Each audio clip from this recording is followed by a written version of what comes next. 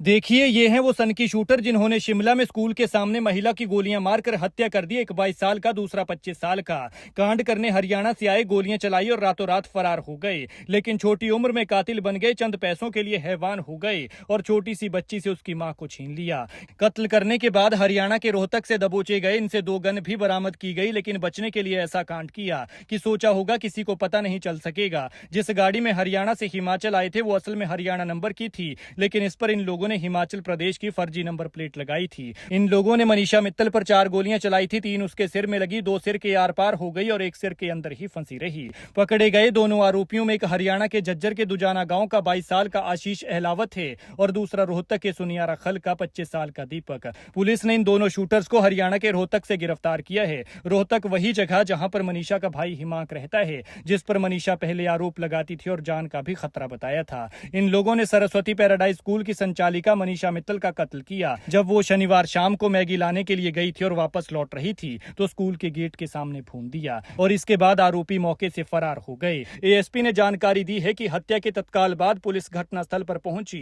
घटनास्थल पर forensic team को भी बुलाया गया, जिसने मौके से विभिन्न भौतिक और जैविक साक्ष्य जुटाए। अभिषेक ने बताया कि मामले की गंभीरता को देखते हुए जांच के विभिन्न पहलुओं के विश्लेषण के लिए अलग अलग टीमों का गठन किया गया था। जांच के दौरान प्रत्यक्षदर्शियों और गवाहों के बयान दर्ज किए गए, सीसीटीवी फुटेज खंगाली गई और डिजिटल साक्ष्यों की भी जांच की गई। जांच के दौरान ये पाया गया कि ये शूटर सफेद रंग की स्विफ्ट कार में शिमला आए थे। ये गाड़ी वैसे तो हरियाणा नंबर की है, लेकिन अपनी पहचान छिपाने और पुलिस की निगरानी से बचने के लिए इन दोनों आरोपियों ने हरियाणा नंबर की गाड़ी पर हिमाचल प्रदेश की फर्जी नंबर HP10 सीरीज लगाया था। जांच के आधार पर पुलिस आगे आगे बढ़ती गई और रोहतक पहुंची, जहां से इन दोनों को पकड़ लिया और इनसे घटना में इस्तेमाल 2 पिस्तौल भी बरामद किए गए। अब इस मामले में अन्य व्यक्तियों की संलिप्तता के संबंध में जांच जारी है। मनीषा मूल रूप से हरियाणा की रहने वाली है और यहां पर अपनी बेटी के साथ रह रही थी। 42 साल की मृतका मनीषा का रोहतक के रहने वाले भाई हिमांक मित्तल के साथ स्कूल को लेकर विवाद चल रहा था। मीनाक्षी की हत्या से पहले उसका एक पुराना वीडियो भी सामने आया है,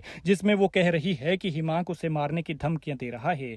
मनीषा की शादी 18 साल पहले रेवाड़ी के डॉक्टर सुभाष के साथ हुई थी। उनकी लगभग 17 साल की एक बेटी है। उनके पति रेवाड़ी के सिविल अस्पताल में कार्यरत है। मनीषा का अपने पति के साथ भी विवाद चल रहा था और इसको लेकर रेवाड़ी की फैमिली कोर्ट में भी केस चल रहा है। लेकिन अब देखना होगा कि इन सनकी शूटर्स ने किसके कहने पर यह हत्याकांड किया, किसके कहने पर मनीषा मित्तल को गोलियां मारी और मौत के घाट उतार कर एक छोटी सी बच्ची से उसकी मां को छीन लिया।